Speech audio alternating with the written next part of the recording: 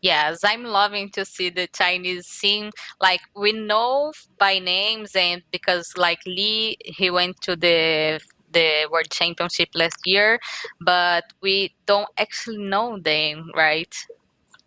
Right. Like this kind of tournament is a really good chance to expose Western audiences to Chinese players, and it's a really good chance for like us to see future competitors.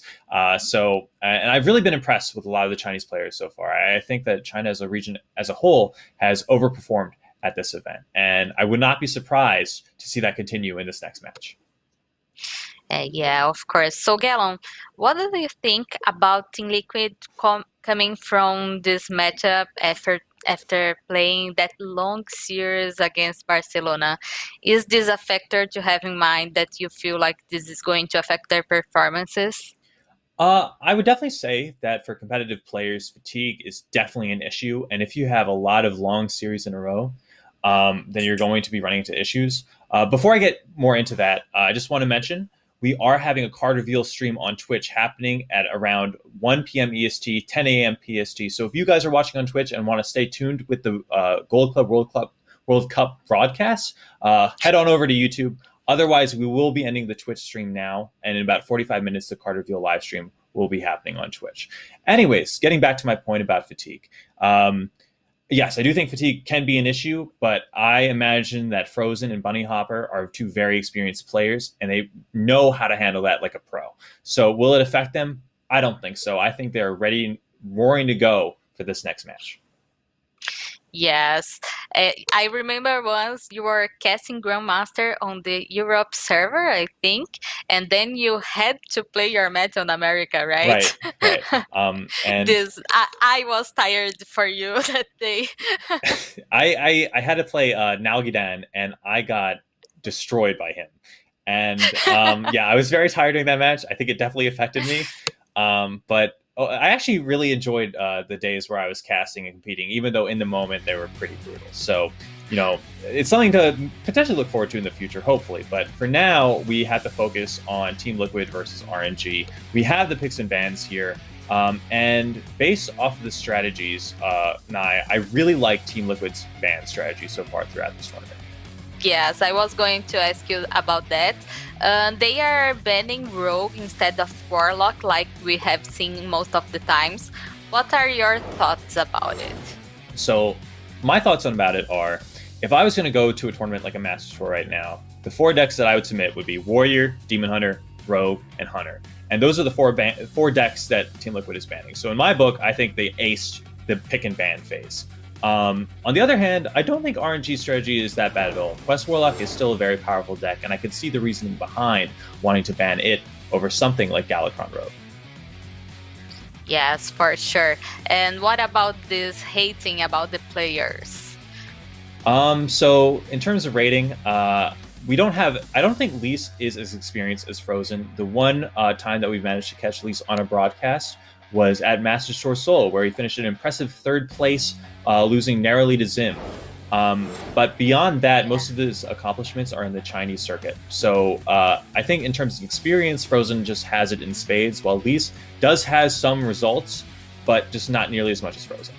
It looks like for game one, we're going to be having Quest Warlock versus Galakrond Shaman. This is an interesting matchup. How do you feel about it, Nai? Yeah, it seems like super favorite for Quest Warlock, but I don't feel like that favorable, right? Because we saw that Shaman can have an explosive start. So I think if they have this explosive start, sometimes the Warlock misses some clear boards, and the Shaman can take advantage of that, right? For sure. There's definitely some like high rolls in terms of like 3 and 4 mana cards. Like if Frozen hits another Nozdorm move, the Timeless, that'd be pretty good. It was pretty good last time too. So but on the flip side of things, if the Quest Warlock can manage to just maintain control of the board for a very long time, get to a point where they can land something like a Crazed Netherwing and just hellfire the entire board, I don't think they'll have too much trouble. Yes, and now we will see if they will regret to let the Warlock open. That's very fair. If they had left Rogue up instead and they queued Rogue into Shaman, I think they were in a very decent shot to win. Yeah. Well, here is already a Dark Sky scene. Yep, Dark Skies is definitely a consideration. You could also consider something like Rain of Fire, Mortal Coil, but that seems like way too many resources, and especially it also dumps your hand. So I definitely like the Dark Skies here. Yes, and if you draw the cards you have to have a hand size of cards to make the quest frozen. So. For sure. With the hand Frozen currently has, there's one really good draw in his deck. He currently has one Invoke this turn. He has another Invoke the next turn, and then he has 2 more Invokes on turn 6. So in the next couple turns, if he draws Galakron, I think that will probably be the most impactful draw.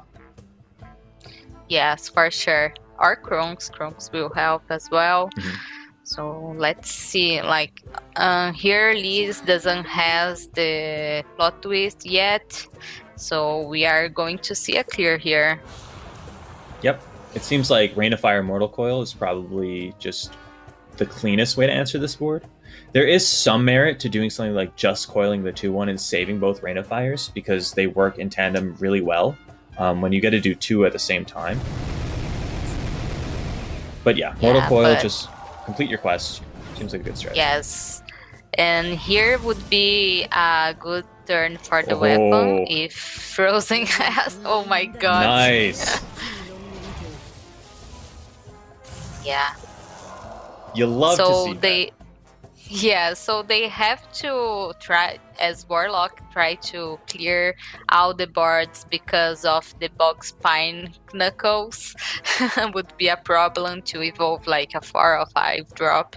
So that's why Liz is giving so much respect by every board that Frozen is putting on. Yeah, you're exactly right. The threat of the evolve means that the 2/2 is scary, even though it's by itself not that relevant. The smallest smile appeared on Frozen's face for a couple seconds there after he saw the Galakron, which is, I think it's pretty funny. Yeah.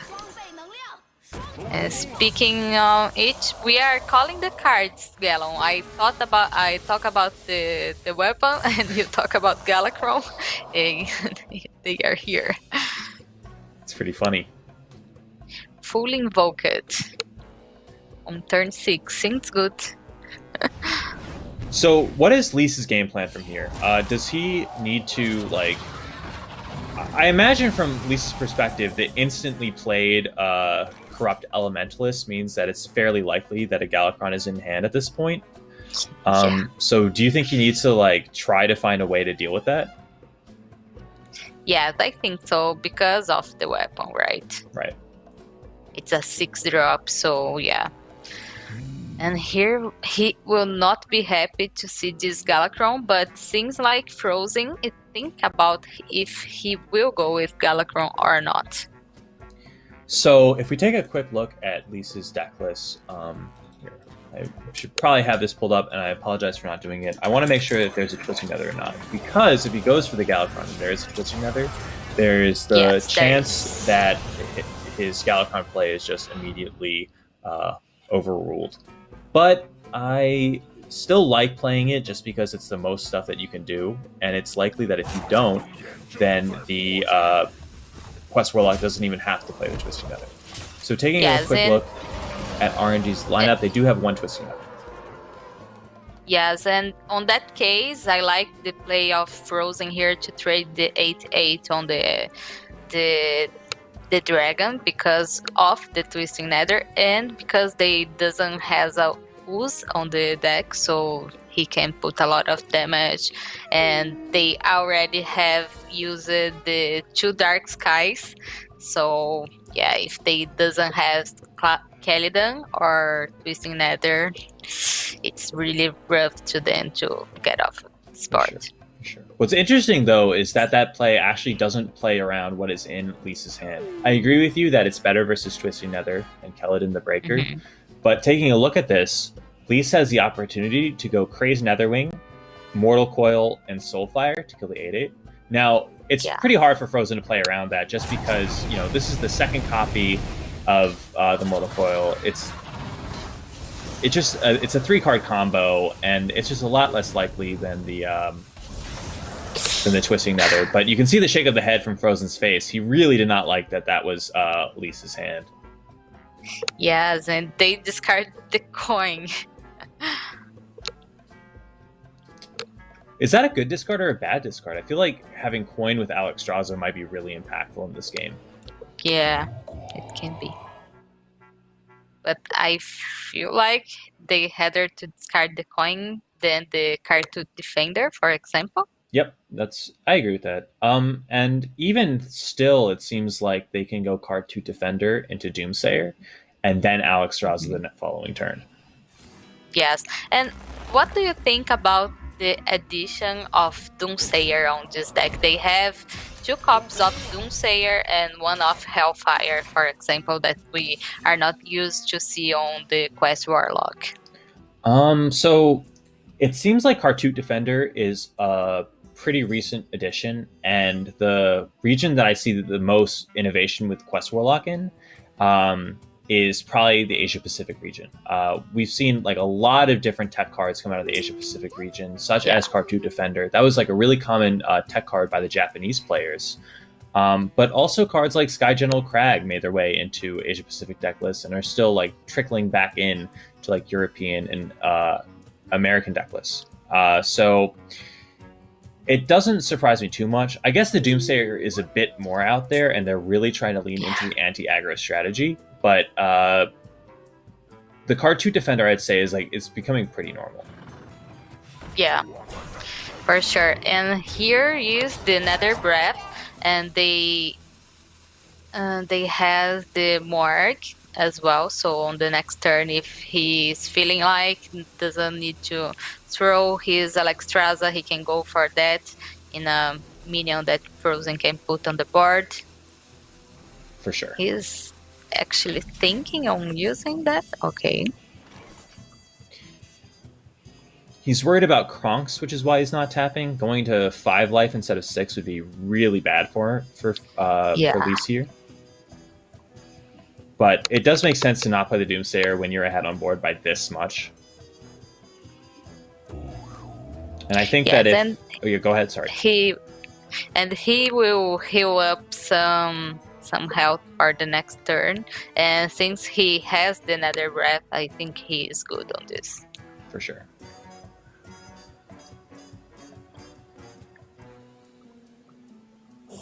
Yeah, so Frozen has some difficult decisions here. I don't know what kind of way he wants to go. If he wants to with the 9 mana. What's the name of this card? Mogu Flesh Shaper? Yeah. So it's, yes, the Mogu Flesh Shaper. I think Frozen's decision point here is, first of all, I like what he's doing with the trades. I think pushing the face damage is much more relevant than like trying to assemble a board right now. But secondly, I think his decision point that turn was whether he was playing the Mogu or the Devoted Maniac, because they both had a lot of merit. The Devoted Maniac would have been less stats this turn, but you would have had a Mogu Flesh Shaper in hand for the next turn, which, you know, it has benefits and drawbacks. I think what Frozen did was really smart overall, though. Yeah, and now we see the coin that he discarded. He can't throw the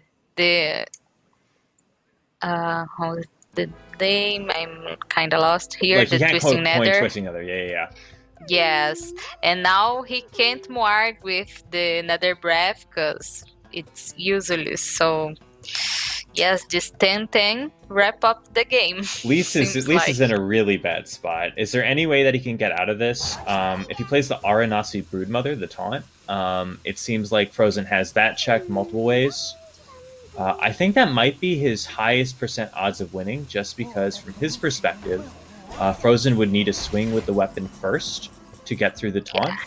And if he does that, the 10-10 would evolve and no longer be able to attack. But obviously Frozen still has some more rush minions, so that's no concern for his perspective. Frozen easily wins this game, which is pretty surprising because, you know, going into this, we said that Quest Warlock was kind of the favorite to win.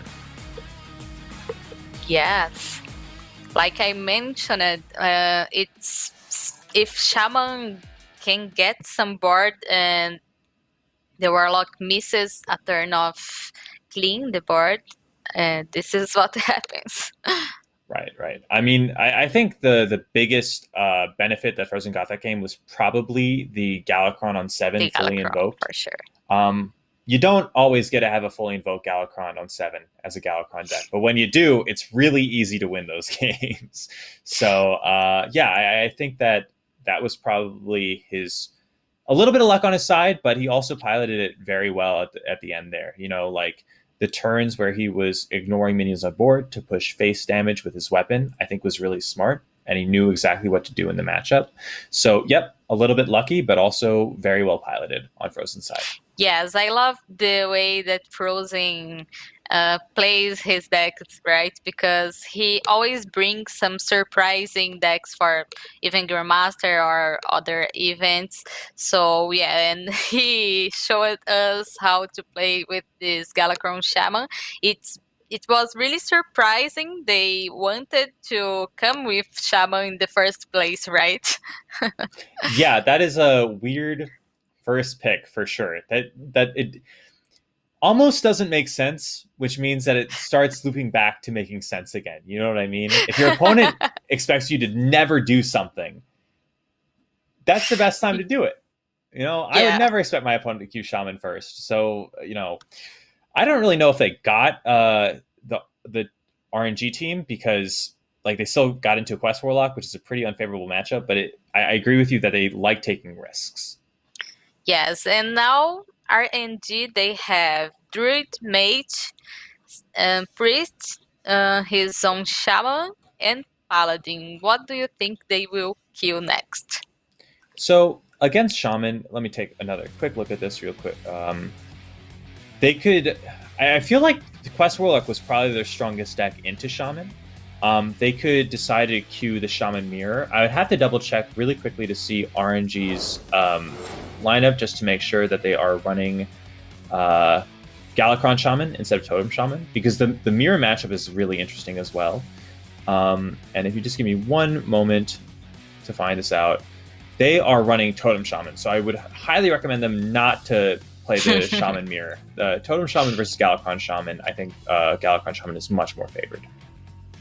Okay, so we are going to see Lee piloting his second deck of this matchup. And remember for you that are following this transmission, who gets the loss to and who lost this matchup, he will be out of the tournament, like Right. Barcelona did. Yeah.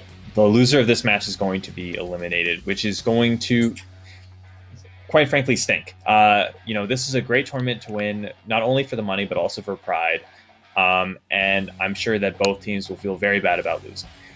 But, like, we can't really focus on that. We have to they have to focus on the here and now and not the result at the very end. If they lose sight of the match in front of them, that's how you lose games of Hearthstone. Looks like Lee is going for the Highlander Mage. I think that this is probably the second best deck that they have versus Galakron Shaman compared to Quest Warlock. Highlander Mage has access to a lot of freezes, has access to a lot of taunts and removal spells.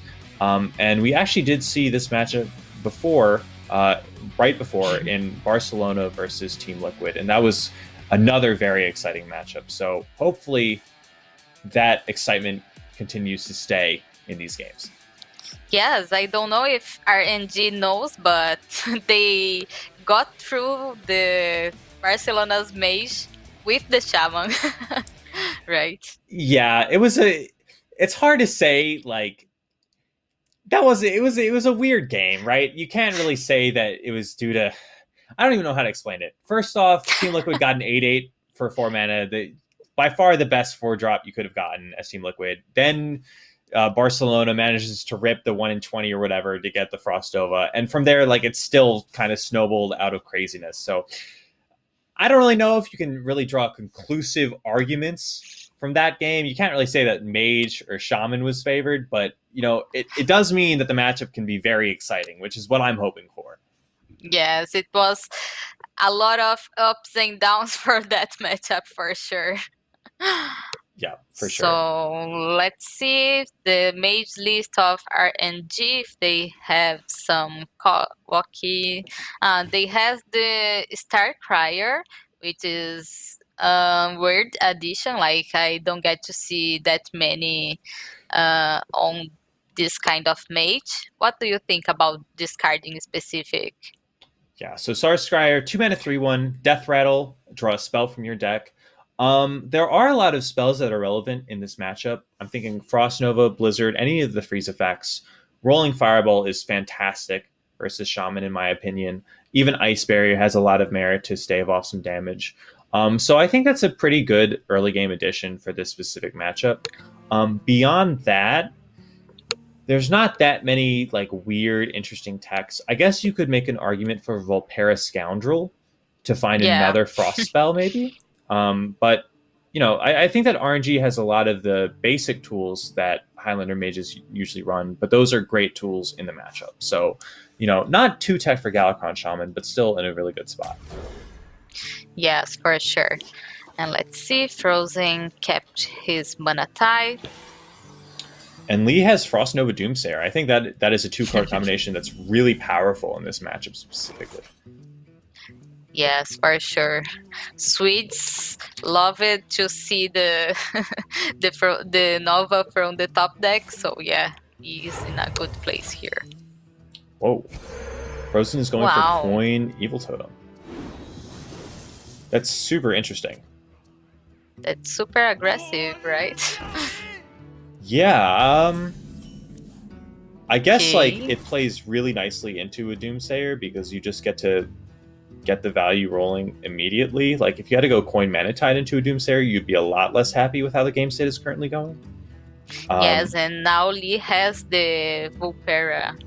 So yeah, he's in a really good place here because he can the Vulpera, then ping the Mana Tide Totem if Frozen goes with that play. So yeah, the Doomsayer here was really good. Quick question: what if Frozen does something like he plays a second Evil Totem here, so that his turn 3 is triple Lackey instead of Manatide Totem? Yes, it would be a really good play to put some pressure, but I don't know if he wants all that kind of value of these evil totems, right? For sure. That's a pretty huge pickup, though. That means that his Evil Totem next turn doesn't just die to the Volpera Scoundrel plus Bing. Yeah. Out Here. of these options, Arcane Intellect, maybe. AI seems pretty good. With what Frozen has, with what Lee has, the Learn Draconic also had some merit because you'd play a Blizzard and get a 6/6 for free alongside of it. But I definitely like the AI. I think Lee needs more options. Yeah. Frozen has a really awkward turn. Like you were saying before, the Volpera Scoundrel kind of shuts off the Manatide Totem from really working out. Yeah, so he's thinking, and even the rabbits, right? He wanted to play them, but he can't. Yeah. Oh, that's a big pickup for Lee too. Yeah. That's probably one of his best draws, actually. That means that Now he can ramp Frozen. into Blizzard. Yeah, go ahead.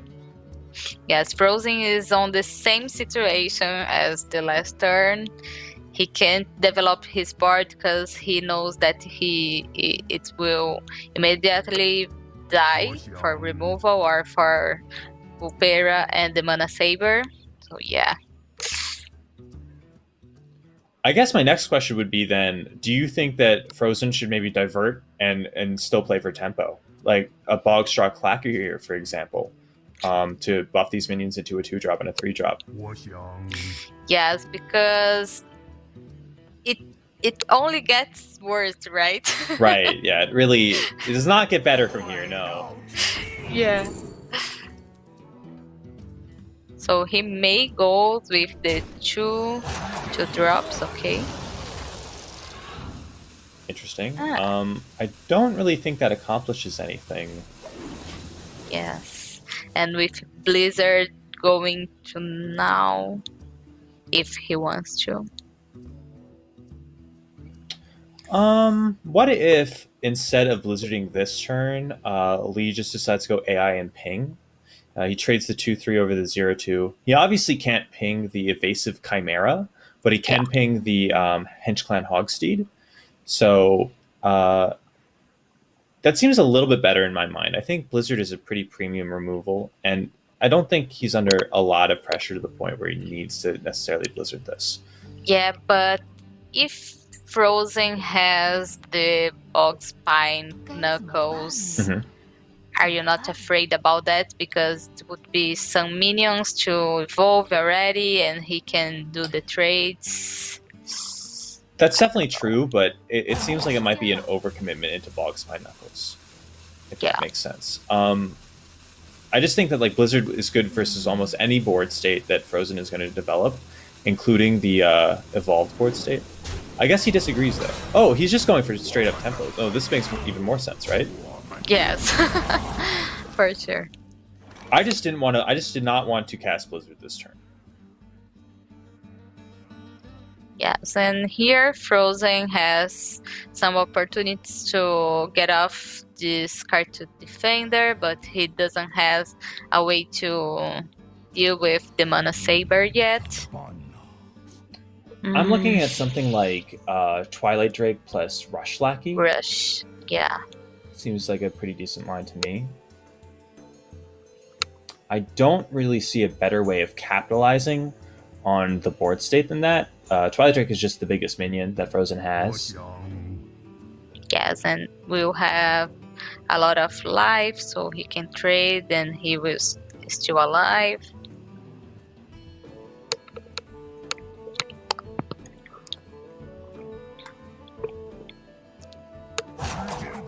Yes, he's going for that, probably. Yep, this seems like the obvious line and probably the best line as well. I don't really see something better.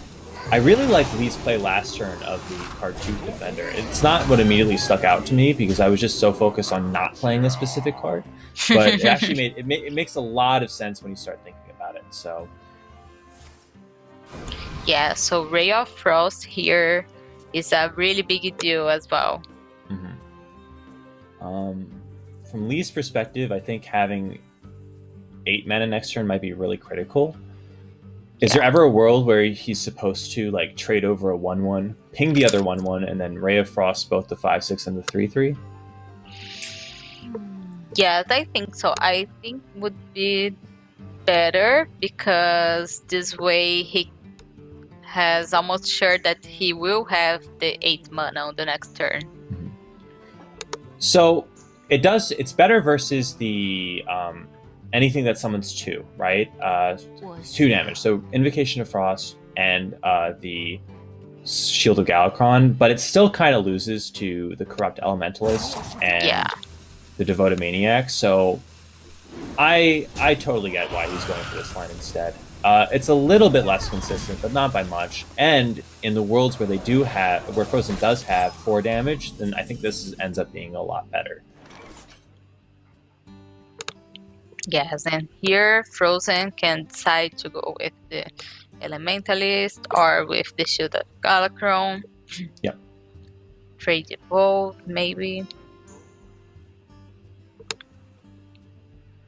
Shield of Galakron just costs 6 mana, progresses your game plan in a lot of different ways. I think it makes a lot of sense to shield here. Yeah. Sorry, not shield, Corrupt Elementalist. What am I saying? Excuse me. If Chet understands me, he definitely will understand you, Gallo. All right, I think that Lee has found himself a very easy game to win. Ray of Frost on the 5/6, ping off the 2/1, leaves Frozen with only 4 damage remaining. And yeah, that's a pretty weak turn overall if your turn 7 is going to be a 1 mana card and a hero power.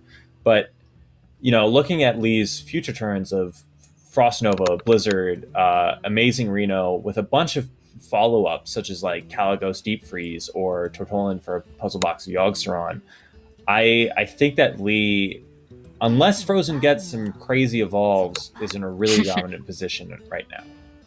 Yes, I agree with you. He's going for Blizzard here. That's very interesting to me. I was expecting Lee to just go for a Ray of Frost ping instead. In fact, I don't like the Blizzard here. I think that it doesn't make a lot of sense to me. I think he was afraid of the evolved things and to have a board, like a large board, so Frozen would be able to play his Mogu as well. So yeah. Sure, he could definitely play his Mogu. I guess my point being is that really scary? In my mind, if Lee saves the Blizzard, on turn 8 and turn 9, he has 2 AoE freeze effects with Frost Nova and Blizzard. And then on turn 10, he just gets to clear up any single board state with the Amazing Reno easily.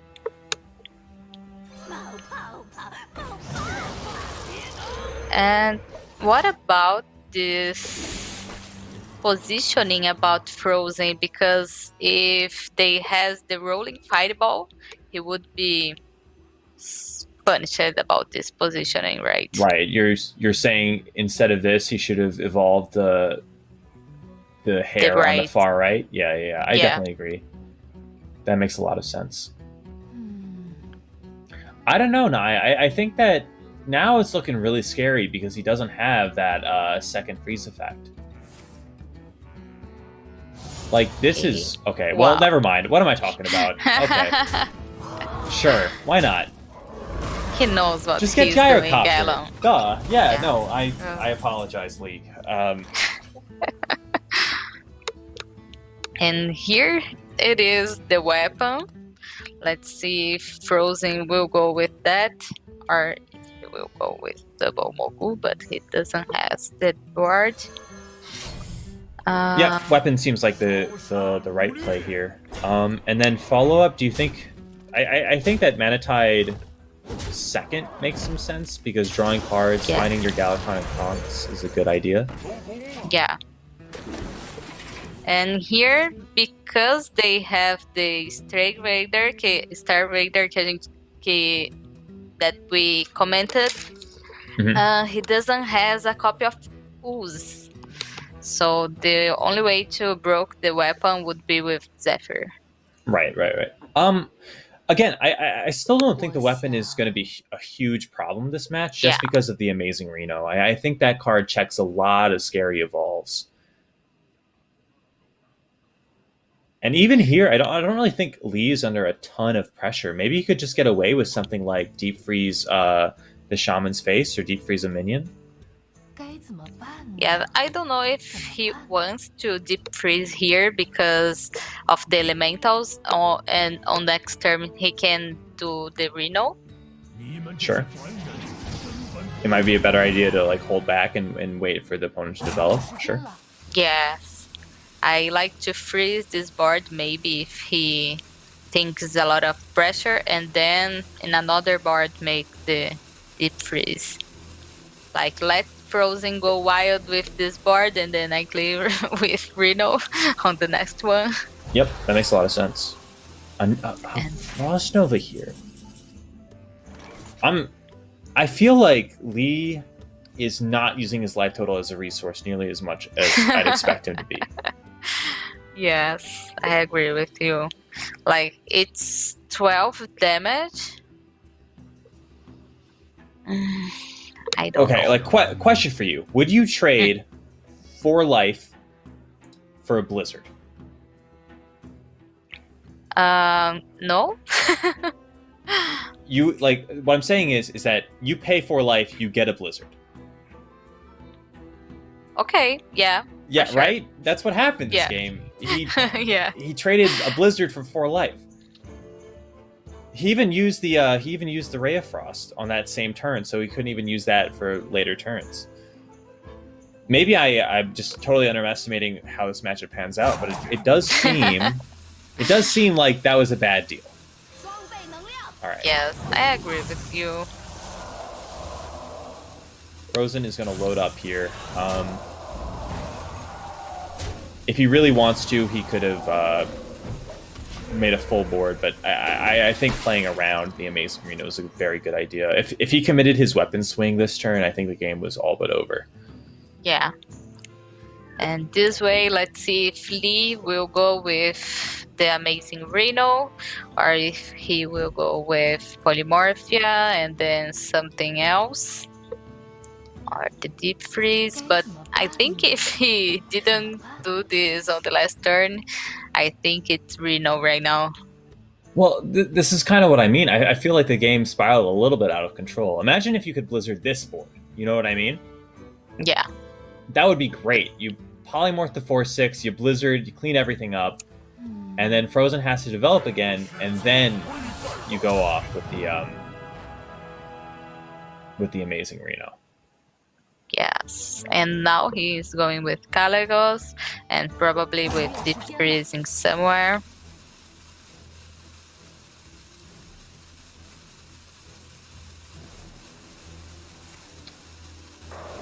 Yeah, in the end, he's with a board presence better than Frozen is. Yeah. But, like, this is kind of what I'm talking about. He still ended up playing his big removal or big, like, tempo cards before he actually developed the Amazing Reno.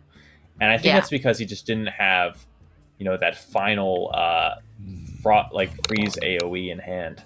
Like, there's just, I don't know. I really think that the Ray of Frost play was just a lot stronger overall than the Blizzard play on that turn. It's going to cost Lee for multiple turns in the future, too. Yes, and now Frozen knows that Lee is holding something in the hand because of the last turn, which didn't make sense from what he did right now, right?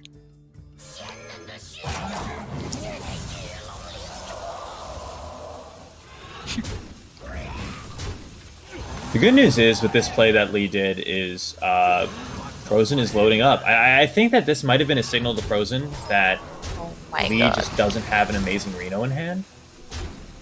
Yes. And he will regret it. Oh my god. I'm not sure what happened, but it's okay. Okay. Yeah, so Lee plays Amazing Reno, and there's no question about that. That is the play. I mean, I guess, like, in some worlds, Lee kind of baited Frozen, but I don't really think that. I don't... Yes, I agree with you. I don't think Lee thought that way, but it seems like obvious if he had the Amazing Reno, he will, like, throw on the other turn. That's why Frozen give the all-in here. For sure. We have seen a lot of drawings forfeit today off of walls. Nothing beyond that. It's just kind of funny. I think that's like the third one today so far. Frozen goes for the Galakron. I think this is going to be his, like, he's got one or two more reloads in terms of, like, making large boards. The Galakron is obviously very impactful. So as long as Lee finds ways to check each one, I think Lee will come out on top. What sticks out to me the most is something like he still does have Puzzle Box in his deck. So Tortollan Pilgrim is an easy puzzle box if he wants access to that. But he is out of a lot of the other board clears. You know, he's used his Amazing Reno, he's used Frost Nova and Blizzard. He still has Zephyrus and he still has Puzzle Box, but beyond that, you know, it's very limited. Yes, and he doesn't have the pink anymore because now he is the Amazing Reno. So, yes, maybe Taunt here. Sure.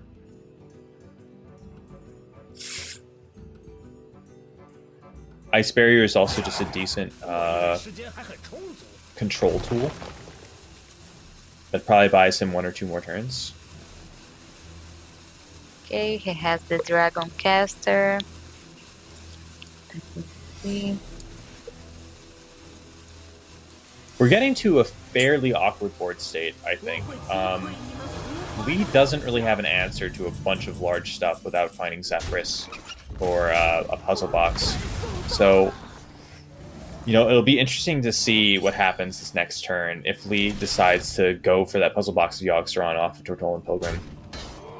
Yes, because this is a lot of pressure by Frozen.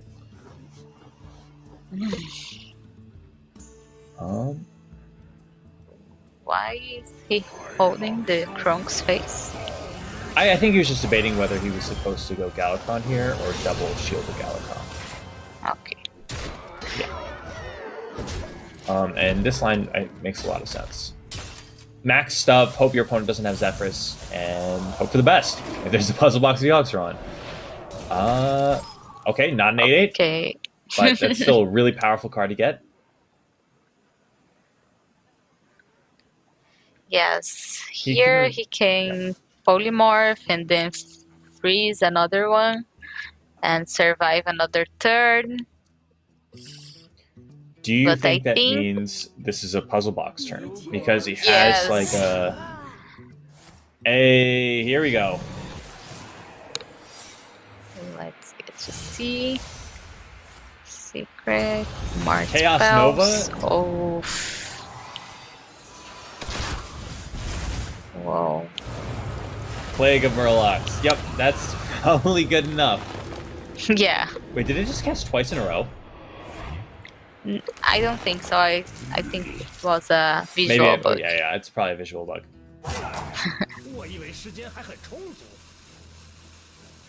So they have Counterspell, Snipe, and is that Pack Tactics? Yeah, the one that summoners a 3/3. Yeah. Oh, Evocation is a huge pickup. That puzzle box was more than good enough. I don't really see a world where Frozen wins from this spot. He needs to have some crazy evolves.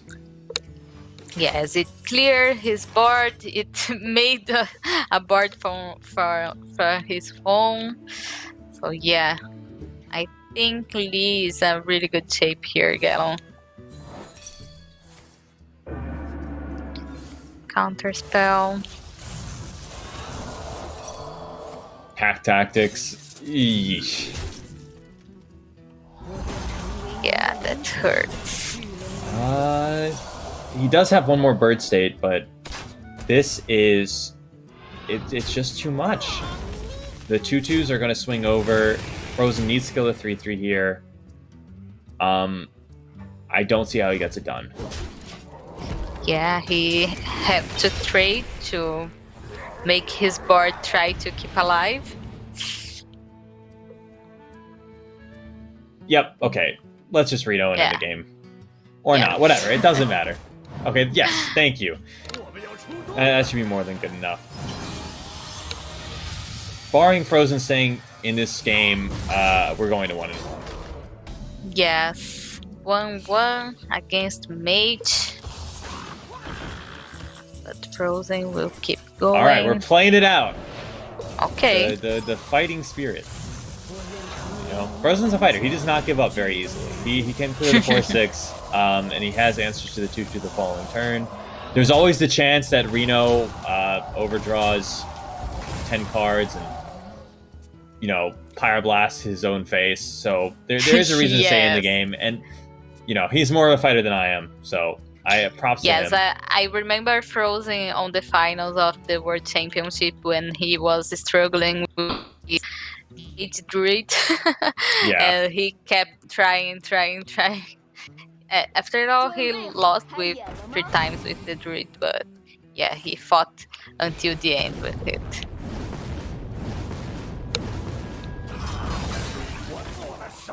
Has to be Bogspine Knuckles, and you Bogspine into Slime Crazy. I guess this also works. Yeah, seems like he's trading here.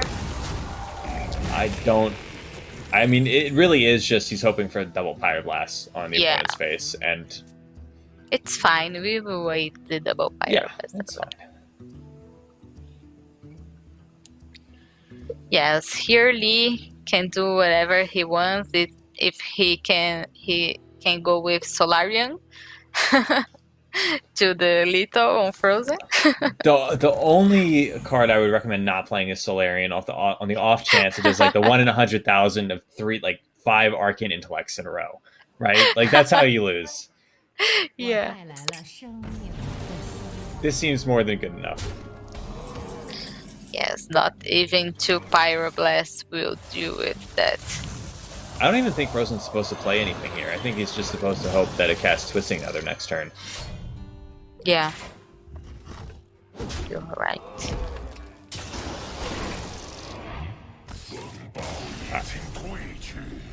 Reno Yeah. did not sabotage Lee's game plans. We are going to 1-1. Highlander Mage takes the game and is going to be in the next match. So, looking at Team Liquid's deck list that we have, what do you expect them to queue into this Highlander Mage? They have available to them their own Highlander Mage, Druid, Rogue, Priest, and Paladin left. Yes, I think you don't want to go with Druid is some risk place to be, right? So I would go with Rogue or Priest here. And you? Sounds good. Personally, I not a huge fan of Priest, and I love Rogue. So if I had to choose between the two, I'm going with Rogue every single time. And stats might differ on that a little bit. I think stats might actually say that Priest is a better queue, but that was just my own personal preference, and it's up to Team Liquid to decide. Me too. So, I don't like priests as well. I hate priests, and I don't want to see them here. But it, by the logical part, I think they can queue with priests. sure. And I mean, like, Bunny Hopper, Frozen, and DeadDraw all practice this game.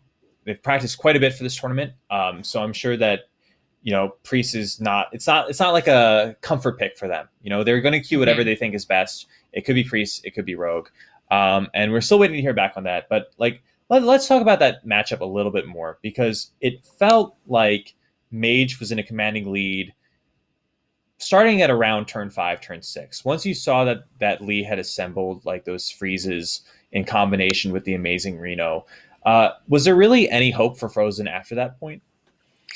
Yes, I think so, because he has like the Galacron and then he has the Kronks and everything, and like Lee, he spent all his removals on the beginning of the game. So yeah, I feel like Frozen had to be fighting there because he has a chance. But yeah. Yeah, I mean, even in that game, it was really interesting to see how Frozen piloted the early turns, because his turn 1 play was Coin Evil Totem, and I was not expecting that, to be quite honest. I was really not expecting him to go Coin Evil Totem when he had a bunch of 3-drops in his hand. It seems like he was just going to be straight up passing his turn 2. What's funny is that if the Doomsayer hadn't come down, Frozen actually top-decked the second Evil Totem, and it would have looked like a genius strategy. Unfortunately, that was not the case, and the Doomsayer itself probably cost Frozen a lot of win percent in that matchup, but it was just a very interesting approach overall to how like the early turns play out. Yes, and here we are seeing the achievements of the players and DeadDraw. It's a shame that he isn't a Grandmaster yet. He have an impeccable gameplay, and we are seeing what he's going to bring Gallon. Yeah. So I kind of agree with that. It pains me to see that DeadDraw is not in GM yet, but I know that he's going to make it. He's been performing spectacularly for the last year. I see no reason for that to change. I'm super excited for him that he got picked up by Team Liquid. That makes me so happy, and I'm glad that he gets to compete in large tournaments like this. And it looks like they're going with Galacron Secret Rogue. This is going to be really interesting, because the last time that we saw Team Liquid pilot Galacron Rogue, it was Bunny Hopper on Rogue. And I know that Bunny Hopper is a fantastic player, so I was really confident in his abilities, but I have seen much less of DeadDraw's gameplay on Secret Rogue. Yes, for sure. It's true. It was Bunny Hopper. I think on the other day that they played, it was Bunny Hopper piloting the Galacron Secret Rogue as well. So yeah, we are going to see DeadDraw with that deck now. So my own personal opinion of DeadDraw is I think he's at its best when he's playing weird decks. When I first got a chance to meet DeadDraw, it was at WESG 2018, I believe, or it might have been 2018, I think. It was 2018. and it was he decided to bring Togwaggle Druid, which at the time was kind of a meme deck. Wow. If you remember Togwaggle Druid. So yes, I remember. and It was really difficult deck, right? he really likes the extremely difficult off meta, offbeat strategies. I think he also had big spell mage. He was so like whenever I think of DeadDraw, I think of like the weird stuff. Holy Wrath Paladin comes to mind as like a weird offbeat strategy that would really fit into DeadDraw's alley. And in some respects, I feel like Galakrond Secret Rogue shares a lot of those same ideas. You know, there's a lot of really cool lines that you can take with Rogue in general. That's been kind of the case throughout Hearthstone's history, where the people that really want to feel like they're doing something smart will end up playing Rogue. You know, Miracle Rogue players back in the early days of Hearthstone just felt like geniuses a lot of times when you got those perfect Gadgetzan Auctioneer turns. And what about Oil Rogue? Right. Well, Oil Rogue was, you know, you play your Tinker Sharp Sword Oil after you play your Southsea deckhand. Good job. Excuse me. I didn't really play a bunch of Hearthstone back during your Oil Rogue days, but just getting back to my point, I think that this deck should be right up DeadDraw's alley. Yes, I feel you, and I agree with you. And let's see, DeadDraw here he's have the cat and the Togwaggle and the Miscreant on the initial hand. It seems really good from here. Right. I think the mid game is the part that you really need to capitalize on in this matchup as Rogue, and Togwaggle is the best card in your deck at doing that. Being able to wand early is really strong, specifically against Mage, because if you get it down turn 6, turn 7, turn 8, that beats all their turn 7, turn 8, turn 9 plays. So the earlier that happens, the better, and I think that DeadDraw can do this as early as possible. He even has a Shadow Step, so if he wants to coin out the Togwaggle with a Lackey, guaranteed, he has that available to him. Yes. And what about... earlier today we saw that something he throw up the Togwaggle against Priest. I like that. Like, I don't agree with that. What do you think about it? Like he decided to go for the wrong treasure, or he decided to... No, he tossed the... Oh, someone tossed Togwaggle versus Priest. Yeah. So it kind of depends on their hand. I generally would want to keep Togwaggle in most hands versus Priest. But we have seen that Priest has gotten a lot more tempo-based recently. So if your hand has like literally nothing in it, then maybe Togwaggle isn't a key. But even then, I'd still be pretty hard-pressed to mulligan it away. Okay, and what do you think about the secret version or the stealth version against Mage? I like the secret version in most matchups. I think the stealth version is a bit better versus Demon Hunter specifically. It probably got a lot better considering that Demon Hunter's best card in the matchup in Warblades of Azzinoth got very, very nerfed. But we're not playing against Demon Hunter. You know, we are playing against Mage, and against Mage, I want the secrets. I want Dirty Tricks. They play a lot of spells. I want Ambush. They have a bunch of big minions, and I want Blackjack Stunner because the exact same reason. Whenever you Blackjack Stunner the Caligos or Dragon Queen Alexstrasza or any of their 6 drops they get off of power creation, etc., etc., etc., it's really powerful. Yeah, and here DeadDraw he made the Lucky again from his hand, and now he can do the Tog on the next turn. This is really, really good. Yeah, this seems super powerful. He does have a couple more choices to make beforehand. I agree with you that saving the Kobold Lackey so you can go Kobold, Coin, King Togwaggle next turn is really strong. Or Heist Baron Togwaggle, excuse me. But beyond that, like, does he decide to play this Goblin Lackey, for example? Is developing an extra 1-drop here worth it? Yeah. It's a bit hard to say, right? Because if you save the Goblin Lackey, that's a really strong tempo tool in this matchup.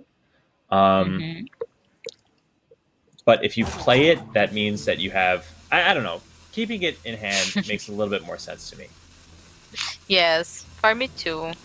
The Goblin Lackey, he can see so much game for trading the minions that you can actually trade, not a stealth one. So yeah. For sure.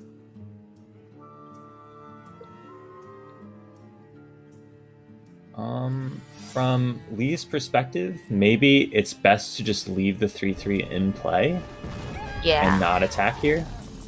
Yeah, I like this play from Lee quite a bit. Yes, me too.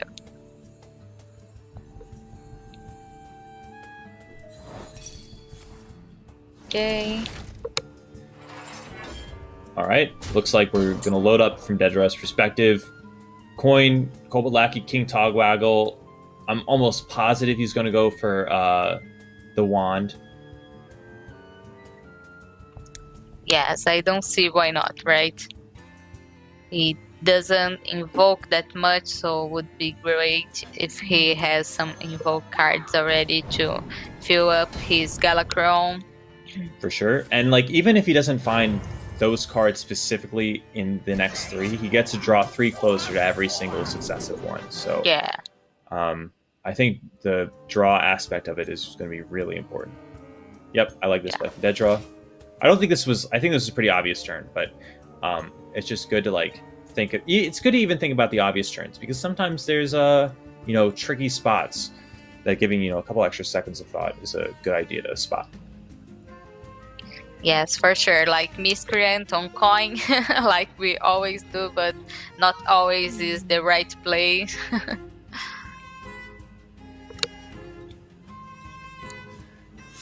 And yeah, here he doesn't have so much to do, so I think he will go with the Drake and maybe freeze. I don't know if he wants to do that because he doesn't know yet the secret. You're worried about specifically ambush? I think he actually knows, right? Right, yeah. Because he played the secret last turn, and the if it was Dirty Tricks, it did not activate, so it's definitely ambush at this point.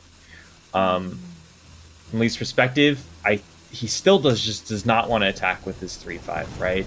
That's going to be the most important thing, is having that mana for the next couple turns, being able to cast stuff like Tortolan Pilgrim or Yogg's Puzzle Box. Yes. So questing here, do you questing first? Okay, so that's actually a really good argument. You give up +1/+1 for 3 mana. And in my mind, a lot of times, I would actually rather have the 3 mana. Maybe not on this specific turn, because really this seems like the only thing you would be doing. But let's say you had to, for example, you were looking for a Galacron, and the Galacron was going to draw more cards, and they were going to cost mana.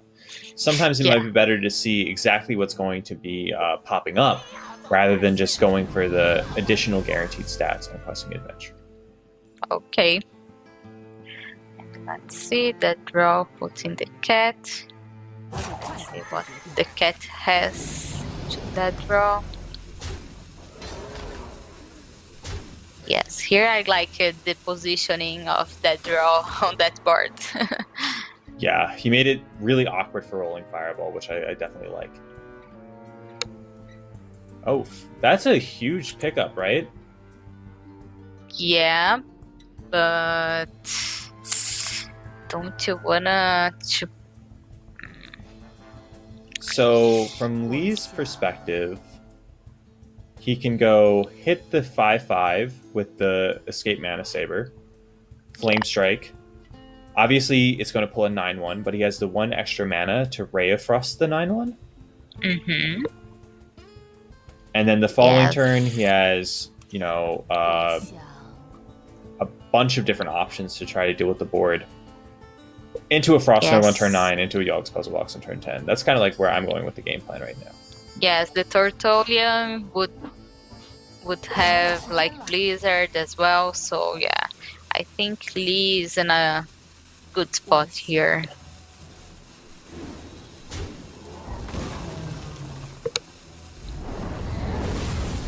I like this play from Lee. I don't really think there was a better option here. Yeah. I can't think of. Nai, have you ever seen the 9-1 attack? What? Have you ever seen this 9-1 minion attack? No, never. I think I've seen it like a couple dozen times at this point, and not once has it ever attacked. So Yeah, that's pretty sad. it's a really good point. It's a taunt that he has and we can't see. Yeah. Well, on this matchup, having the Draconic Lackey is a really good choice because, yeah, Mage can't deal like with big minions so many times. So it's a really good pickup here for DeadDraw. Yep, I agree with that.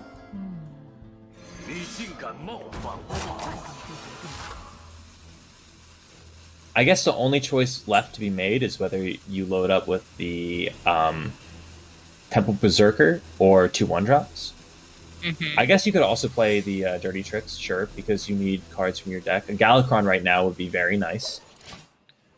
Yeah. Even it's not full invoked.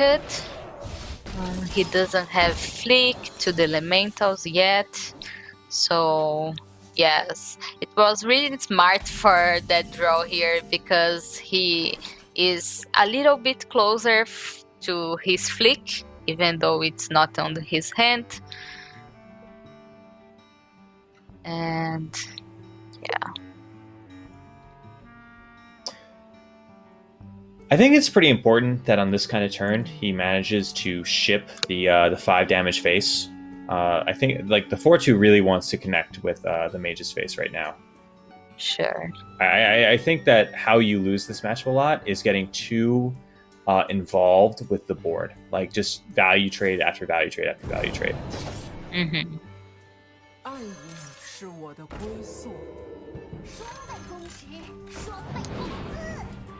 Yeah, and Blackjack Stunner here is good as well. Yep, it's very decent. How do you feel about playing Preparation this turn to like prep out the Blackjack Stunner or prep out the Secret? Maybe there was like a world where if you prep, you get to equip the dagger and then dagger face as well. I kind of like that actually. Turn the prep into 2 more damage. Yeah, it would be good as well. Yeah, I would like to see that. Hopefully that extra small amounts of damage won't end up mattering over the course of this game.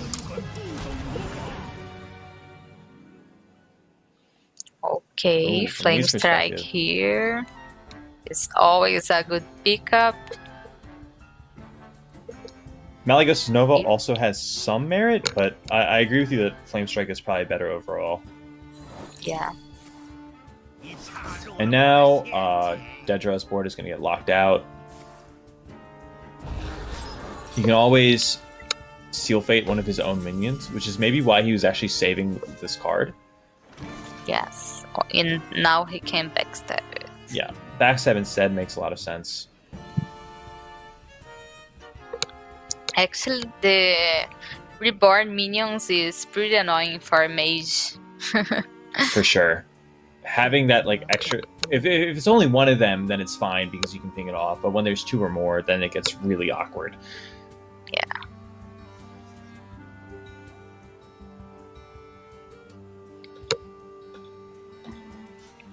All right. From DeadDraw's perspective, I imagine that he wants to do something this turn. Backstabbing his own minion is like how you start with that.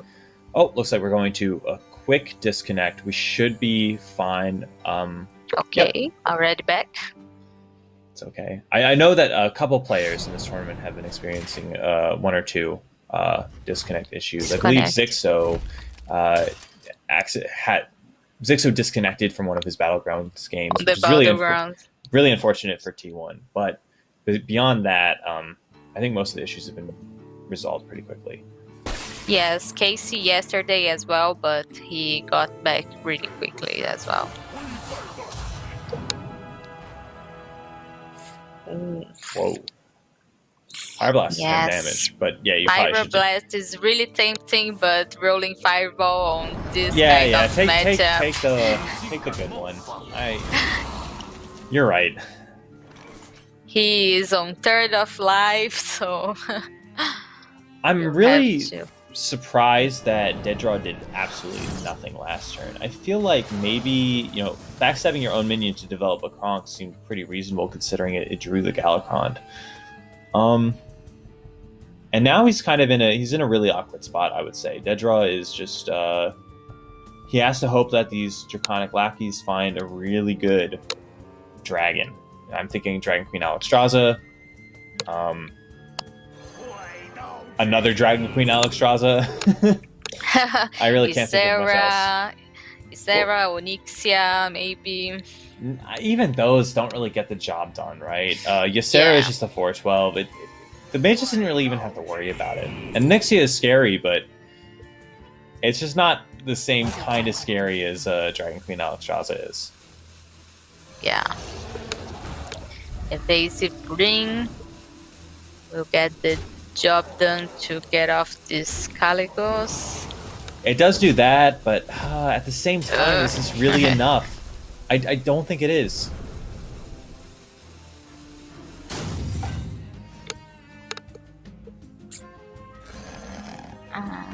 DeadDraw's going for max tempo here. I like that strategy. Using prep just to play more stuff is how that card should be used in a lot of scenarios. I think holding on to it gets way too greedy. But he's even on board and his opponent has 10 mana, and that's a bad thing to have in a tempo-based matchup. Yeah. Because when you're even on board, then you get behind on board, and that's how you lose. And Lee, what he does here? He will test the secret. I believe that Rolling Fireball is just insane here. Yeah, it is insane here. That's 8. And the poison minion helped to get off the ring. Right. Well, he still could have done it from the 1/1s. It would be from right to left instead of left to right. But the poison minion did absolutely nothing there because it was just an extra 3 health, and that was just enough for the Rolling Fireball to kill all of the minions.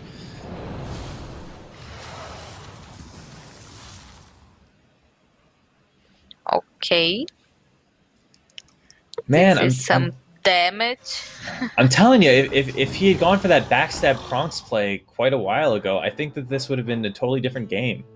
Now, I think DeadDraw kind of has to rely on drawing Galakrond like exactly the next turn. If he draws it next turn, he's in this game. In fact, he's in a winning spot this game. But maybe there was a line where he didn't have to specifically rely on that 1 and 8 of drawing Galakrond. Yes. And the fatigue thing will start to happen because his Galakrond will draw 4 cards. Okay. Ow. Oh my god. Oh my god. Ow.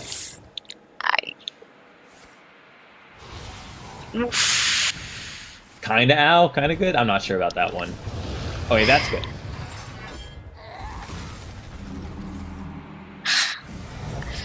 Oh my god. Not nearly as good as the last puzzle blocks that we've seen. Yeah. Oh. Well, hang on a second. Oof. It was still pretty darn good. Yes. It started terrible, but at the end it was really good.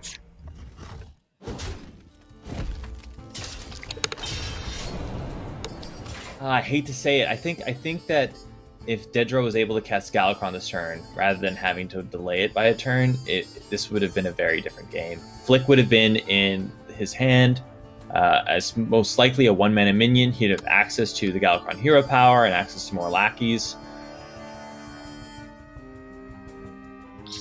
It's really hard to say because he could have drawn the Galakrond earlier, and then Kronks would have been active as dealing, 5 damage to the opponent or giving all of his minions +2/+2. But I don't know, man. I think that the backstab Kronks line was the line to win.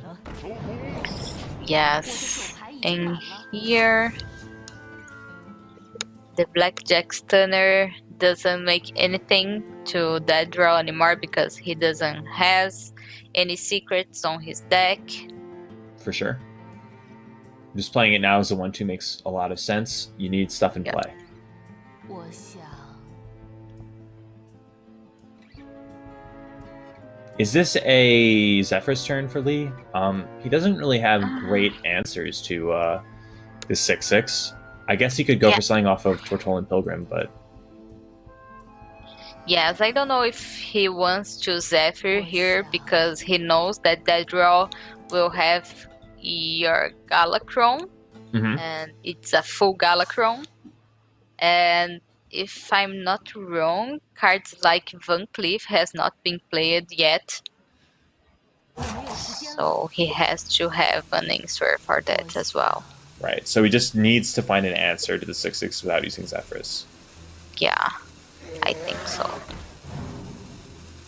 又一个可口的礼物。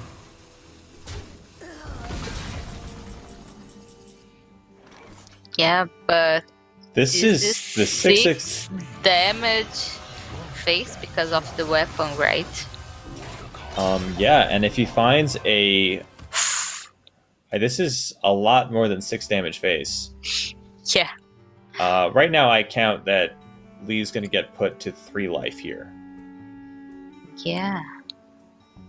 And I believe if he finds a... Well, Kovalaki does not kill Lee right now, but it would put him to 1. I believe that he would have 1 life to work with if this finds a Kovalaki. 一刀毙命。 Edwin's follow-up, push 11, set up lethal with the weapon, makes a lot of sense. 的灵魂， This was a really high-powered Galacron for the amount of cards left in deck. Yeah. And here, what do you do? Because you have to deal with this board and heal your life. Right. It's getting really tricky right now. There's no real good way to do all of that, honestly. Yeah. It might be something where you have to Arcane Breath for a freeze effect, and then go from there, because you're just dead to the weapon if you don't heal this turn. Yeah. Zephyrus could find healing. Puzzle Box Another is not box, castable. Yeah. Oh my god, what is this game, Gallon? I mean, this just shows you the power of like Galacron. Even when it comes down, like on turn 15, turn 20, it still has a lot of impact. Couple things to note were that DeadDraw knew pretty much exactly what he was going to get off this Galacron, and it was a very high power one compared to the average. Instead of seeing backstabs and preparations, he was seeing, oh, well, hang on a second. Yeah. What just happened? His Conjurer's Calling was like Oh my god. the absolute Ooh. nuts. That was literally like the best Conjurer's Calling that he could have got. He got a Rush minion and a Taunt minion, and that's exactly what he needed to stay alive. Also, Yeah.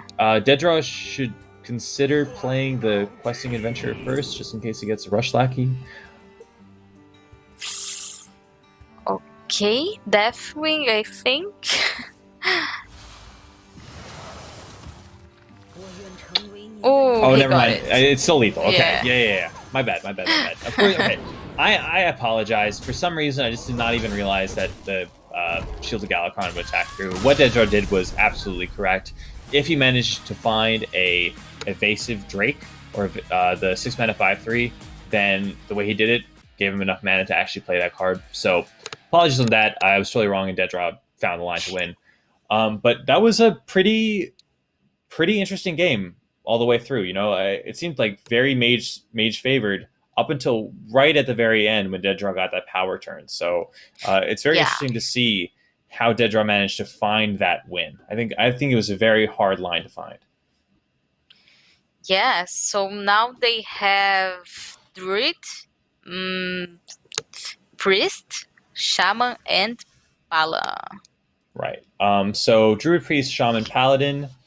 Shaman and Druid both stand out to me as like potential queues. I don't really think Paladin ever makes the cut. Paladin minions often die to the like Seal Fates, Backstabs, etc. And Priest, in my opinion, I don't think is a very good matchup versus Rogue, even though it's gotten a lot closer than it was before. So if I had to choose between the decks given to RNG right now, I think I would choose either Druid or Shaman, with most likely Shaman being the pick. Okay, Shaman. I would go with Druid for sure because I am a Druid player. But I don't know, like, Rogue can't deal with like lo-fi swarms and this kind of stuff, but you need like to ramp and then go with your power turns, and it's not always that this happens, right? For sure. The reason that I like Shaman is not necessarily because I think it's better than Druid in the Rogue matchup. I do think that, but that's not the reason why that I would want to pick it. I would want to pick it because I think that it just has a lot more choices to make. And I imagine that if you play Shaman very well, you'll squeeze out a lot more win percentage rather than playing Druid very well.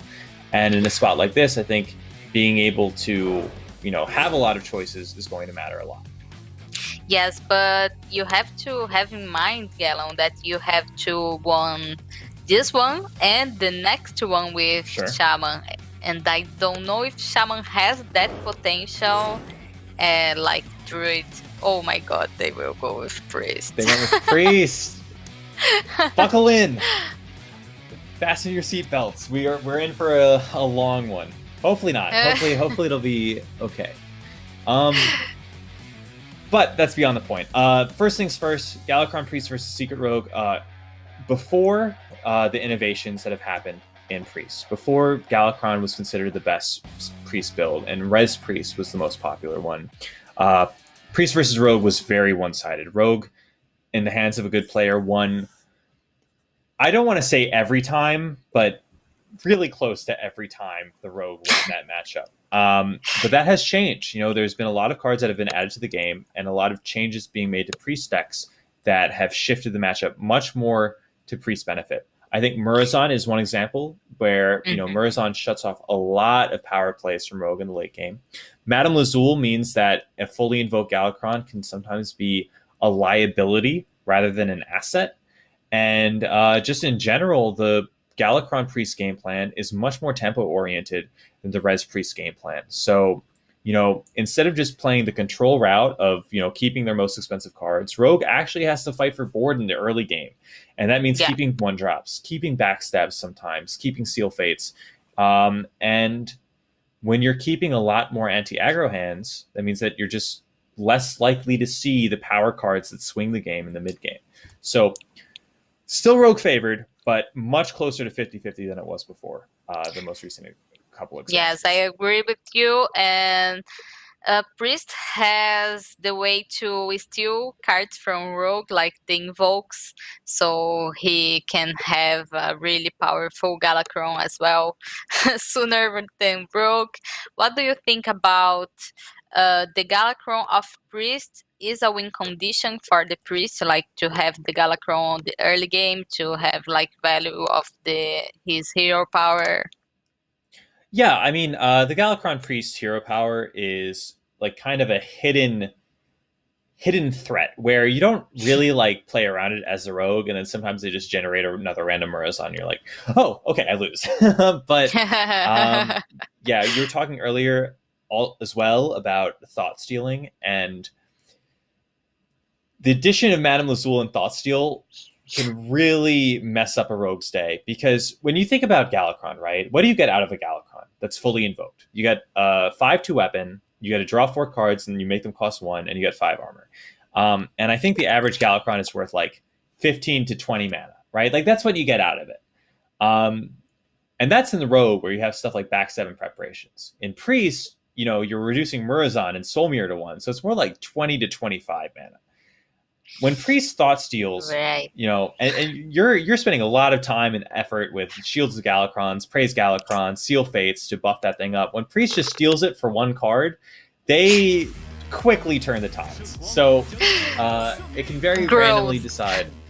it can very randomly ruin your day. But that's okay. We're going into game one. DeadDraw on the play, Keelan on the coin, and I think that DeadDraw's hand is pretty lackluster right now. Yes. And Rogue usually likes to go on the coin to make a more powerful gameplay here, like the miscreant combo or even a big cliff or a questing. So let's see how DeadDraw will deal with his hand. I think you could make an argument for keeping Ambush, but I don't think it's like an amazing card in the matchup. I'd much rather have a 1-drop on turn 1.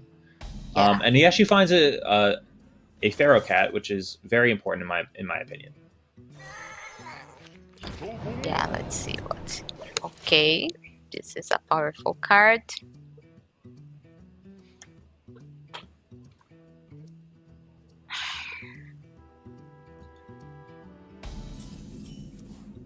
Yeah, doesn't have. This beginning is like that. You praise Galachrome here, right? Yep, Praise Galacron makes a lot of sense. You probably play the Lackey after it. Even if it's an Evolve Lackey, you could still consider playing it. I think that a 2/2 is generally smaller than the random 2-drop on average. I am going to look really quickly at the lists posted for Team RNG, just to make sure to see if they have Shadow Madnesses or not. Let me see. That's going to be really Yes, important. they do. They do. Do they have 2 copies of it? One, only one. Just 1 copy. Okay, so cards like Ambush do get a lot better when there's only 1 copy of Shadow Menace. Yes, and they have 1 Plague of Death. DeadDraw decides not to go for the Titanic Lackey. So I imagine what's going to happen is he's going to Dagger on turn 3, and then on turn 4, or Seal Fate. On turn 4, that is going to be the turn that he plays Questing Adventurer and Titanic Lackey. Okay. You make it a 3/5. It doesn't really die to a single removal spell from Priest. And then you start going off with it the following turn.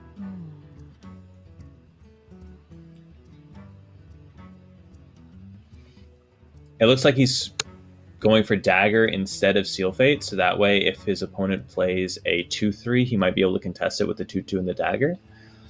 Mm-hmm. But Or with the Seal of Fate.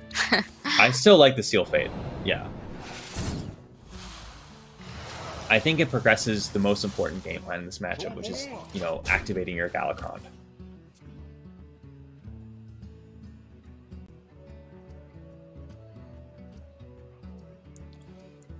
Okay. I think he will keep the Veil River when he can do something with him, right? Right. Coining out a 3/6 right now seems a bit ambitious. And it looks like he's just going to keep this the Penance in hand. This actually checks the Questing Adventurer Titanic Lackey play, because it's going to go up to 5 health. But then Penance plus coin Breath of the Infinite means that, everything is actually going to die. So really smart sequencing from Keelan S here. Yeah. And Shadow Madness doesn't do anything for him. You don't want to Shadow Madness the Questing Adventurer and then start casting spells. That's the one thing that you do not want to do as Keelan here. Making it a 5/6 seems like a poor choice. 5/7, excuse me. Yeah.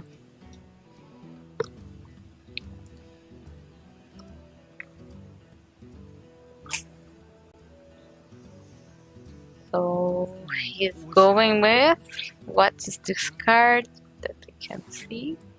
The coin, right. Yep, coin, Penance, Breath of the Infinite. I think this is a pretty standardized play. Yeah, for sure. And now, okay, Miscreant is a really nice drop here. That's a big pickup, yeah. And Shadow Death is like really. Are you sure about Sap? I kind of like the Shadow of Death just because it's like randomly really powerful in this matchup. Yes, you draw a lot, right? Right, and I mean, you just end up more often than not, you're going to find a large minion to cast it on. I don't think at this point in the game specifically, Priest is definitely not putting the pressure on DeadDraw's side right now. Keelan is playing the defensive game plan for a very long time. When Keelan decides to go off with a large minion, that would be okay. Well, disregard all of our commentary. He decides to pick Phantom Knives. That surprises me by a lot. Yeah. I don't know if he thinks his hand is not that good for the next turn, maybe. So he is looking for some draws here.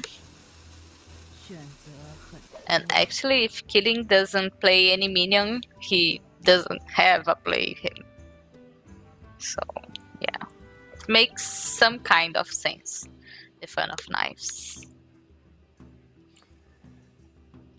I doubt that Keelan is supposed to play Sethic plus the Shadow Menace here, just to cycle a card. That doesn't really seem like it accomplishes anything. Hero Power Pass, again, just... It's pretty ugly, not gonna lie, but I don't think there's a better play. Yeah.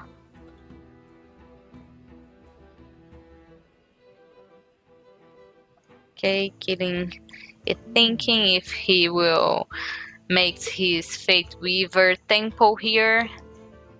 He didn't invoke Galakron in time, so it will not discount these cards. And this would be excellent cards to be discounted because of his mana. But This I is just so painful. Oh, yeah. playing for tempo, you have to appreciate that. It's probably the right play. You need to start fighting back, but boy, is it ugly. Flick seems like a natural play into this. 3/6s aren't like the best target, but you're still like you're developing a 4/4 and killing a 3/6. That definitely seems more than worth it. Yes, you have some more targets to flick, but yeah. If he is going for tempo, you go for tempo. Kate Sipo of Galakron here. It seems like he drew his Galakron already. Kronks costs 6 mana and it kind of develops the game plan, so Yeah. I don't really see a better play here. Maybe if he had Shield of Galakron plus Disciple, that would have been a reasonable line, but with no other play in sight, just developing the 6/6 biggest minion is a good idea. Okay, and here he has wow. the cliff. And he actually can do a really big clip here. Right? But with Galakron, you have to be careful because you have to have more minions on the play to not die instantly for it. But he will go with the mummy. Okay. He's going for 7/5 to try to play around Soul Mirror and Shadow Word Death. Mm-hmm.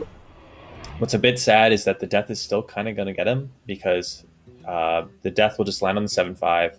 Shadow Madness or Breath of the Infinite can land on the 1/1, and then the 1/1 trades into the 7/1. So it seems like he's going to go Sethic now because it's going card positive. He's going to get card advantage out of this. Shadow Word Death, and then probably the Shadow Madness to follow up. Oh, another Death. That's crazy. Or another death. That's really good. that's really important. Yeah. And a Shadow Word Ruin. Why not? Why not?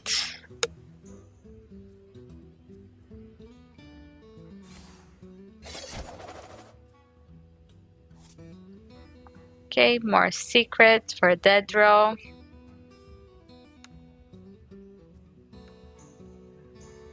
Ambush gets a lot less scary to play now because the Shadow Madness is now gone. So Keelan can no longer play a minion and then Shadow Madness the poisonous minion that summons off of Ambush. Sure. But do you go with that or with Van Cleef?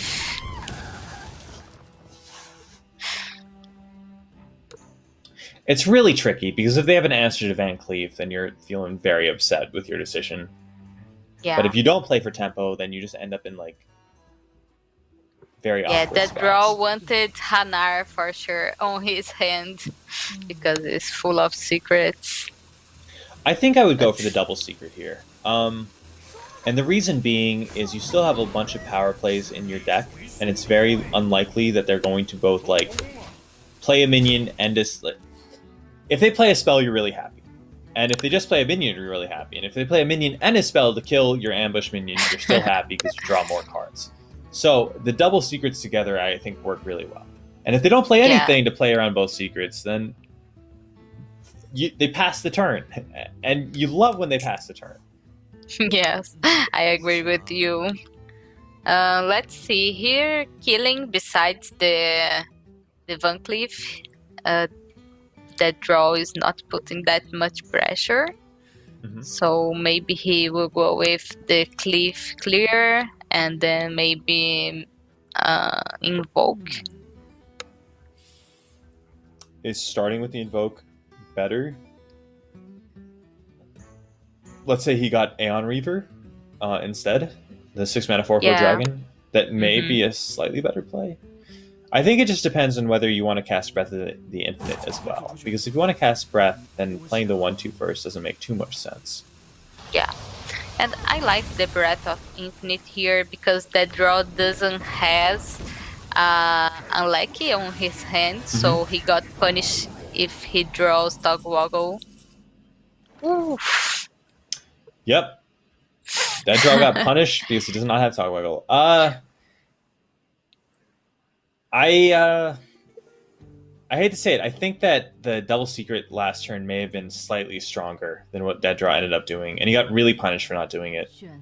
Yeah.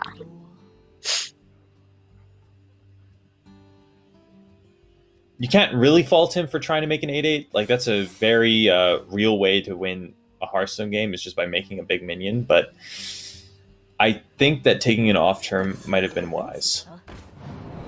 Yes, and now he is going for the secret. Of course, he can't do the Togwaggle Temple here because it's one of, not the win conditions, but is one of the strongest way to finish this matchup for sure.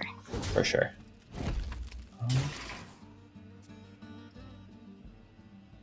Start of the turn, just play the Invoke. Yep, makes a lot of sense. Okay. I don't think Keelan should be playing spells this turn. DeadDraw is starved for cards. He has no cards in hand right now. Yeah, So I agree with you. I'd like this, and probably follow up with the Mind Flayer Carge to steal the Broken Ambusher. Okay. Okay. That's a decent pickup. Yes, and with Galacron, that will draw 2 cards. Because as we are seeing, he is on level 2. Yep. Only problem is there's not many power cards left in his deck. He's already drawn the Heist Baron Togwaggle. He's already drawn the Flick. He's already drawn Edwin. He's running out of great targets. How is he going to win this one, Gallon? I mean, I think that he has a reasonable shot at winning. Another Invoke, I believe, would mean that he's fully invoked. So something like Praise Galacron or Seal Fate here would be really important. You have to remember that right now, DeadDraw is going to be drawing 2 extra cards if Keelan ever plays a spell, and I think that Keelan is going to be pretty forced into playing a spell the next turn or two. So DeadDraw's hand is going to be a lot more active than what it currently looks like right now. Yeah. So I actually think that DeadDraw has a very reasonable shot at winning this game. Yes, and I like to keep the secret without playing because of the Hanar that we will probably draw on the next turns. And Hanar can be a problem for Priest to deal with. I believe that is just the second version of Galacron. It's not fully invoked just yet. It needs one more. Oh, Natalie Celine is huge. Yeah. Shadow Druid There is is great. Hanar.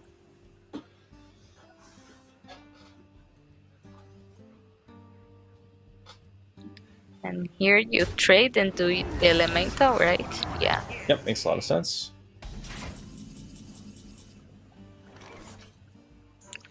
Yeah, without an invoke for that draw. It means that he can do his Galakron for 2 cards. Or he can do the secret turn. I kind of want to go with the secret turn. How do you feel about that? Yes, I like it. Because it bothers a lot to priest play around the secrets. Because the priest cards are so expensive and they Mhm. get so weird to play around, right? For sure. And also, like, there's a very real chance that you find some real value off this. You know, Hanar into a secret, into a non-rogue secret, into dirty tricks means that you're more often than not just drawing 2 extra cards. And you'll get to see a lot of rogue secrets throughout the course of trying to discover more of them. So, Oh, Spellbender, but so Interesting. expensive. And I don't really know if Killing has a lot of oh wow, spells to play that can point it out to the opponent's minion. sure. DeadDraw did find a dirty tricks. That's huge. Yeah. And a noble sacrifice. Wow, no, that's insane. Those were like the perfect 2 secrets in a row. That's like really Okay. big. Suddenly the 5/5 is no longer clocking the Hanar. Hanar might actually have a real chance at living next turn. Oh, wait a second. What? I'm very confused by this. I was thinking that you backstab the 2/3 and then kill the 1/2 and leave the Yeah. 5/5 up. Yeah. I don't like this at all. Oh my god, that draw. What are you doing here?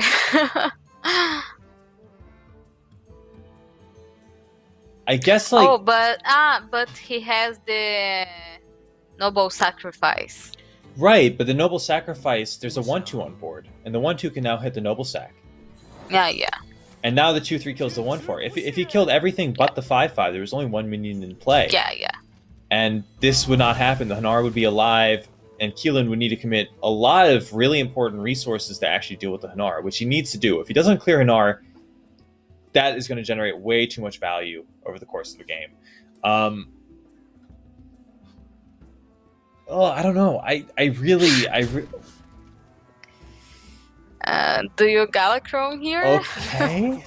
So we're just I'm so you confused can't right Natalie now. I'm because so you confused. don't know if it's the mirror entity. Yeah. This seems ill-advisable. I don't know. Maybe I'm crazy. maybe I'm just super crazy right now. But No, I agree with you, Gallon. Let's see what Galacrons bring to us.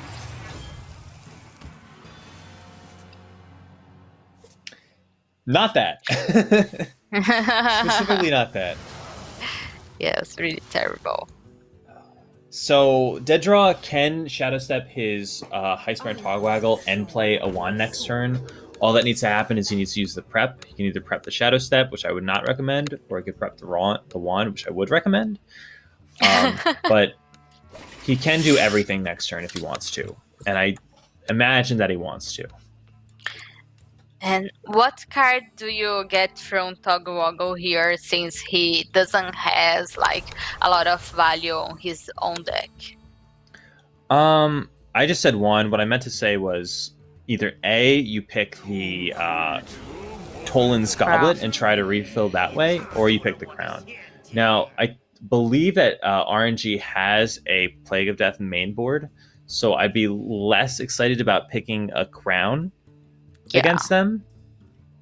I think value is probably going to end up being more impactful.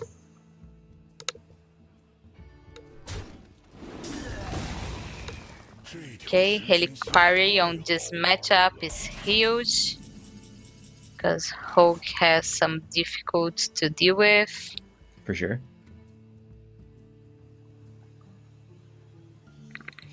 This is definitely a Heistbaron turn. but the decision has to be made pretty soon.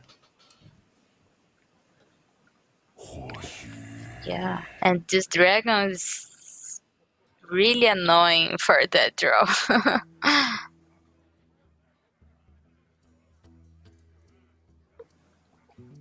He can't play the lackey and then trade because it will die, so he has to trade on the Helicarry, and let's see what that draw wants to draw here, and it is the crown.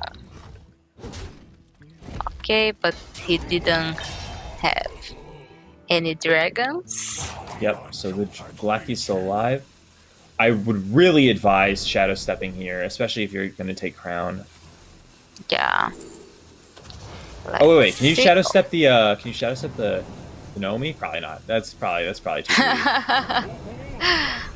Okay, well, say for example that you shadow step the Nomi, right? Yeah. Is there another shadow step left in DeadDraw's deck? Like that could be a very real win condition, right? Like you try to cycle through, you find spell lackeys, draw through your deck. Very end, you go Nomi step, and then try to win that way.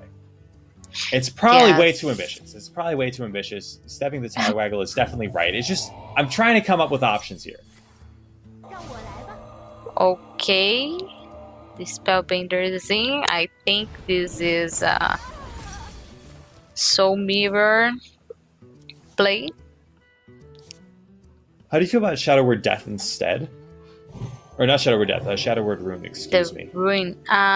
Yes, it can be as well. Yes, I forgot about the card. I kind of like Shadow Word Rune because you can play the Madame Lazul alongside it. Yeah. Let's see what he can got here. None of these options really scream exciting to me. I guess, okay, so probably the Seal Fate is the most enticing one, but even that one is just pretty lackluster. Lame. Okay, well, I wasn't going to say it, but yeah, it is pretty lame.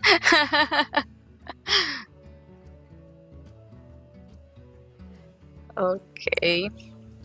Yes, he gets a priest invoke, not a rogue one, so he will get a minion from it, so it's not that bad. Anytime you play invoke card from a different class, if you have a Galakron, it's not going to do, like if you get a Shaman invoke card, it's not going to summon a 2/1, it's just going to do whatever your class does. Yeah. And if your class doesn't do anything with invoke, it will not invoke. Right. So here you do your Togwaggle for what? Again. I'm not necessarily sure if Togwaggle should come down right this turn. I imagine that DeadDraw wants to keep playing a little bit of he wants to create board tension right now. And I think that saving Togwaggle has a lot of merit because if you find a Togwaggle Scheme or a Shadow Step off of one of your spell lackeys that you generate, saving the Togwaggle for later is really important. B, even if you did play Togwaggle this turn, the treasure that you play is not coming down, so it's not really that important to play it this turn. We can do it next turn for free anyways. Sure. Mainly, I think it's about the random spell generation is the reason to save Togwaggle. Okay. And he has a spell lackey on the hand, so he can try to find it, but he tried it, but... Ooh, you could find the one that recruits a minion. I have no idea if that is the recruitment contract, but it looks like it could be. I really don't know. I can't tell by art. Yes, I don't know either. that one is yeah.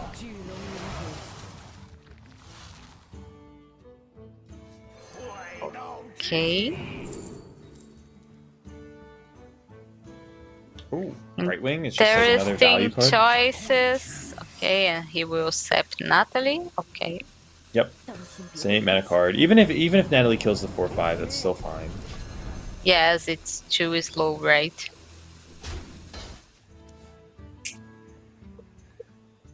It's too slow, and now he has the evasive ring to deal with, and some trades. Yep.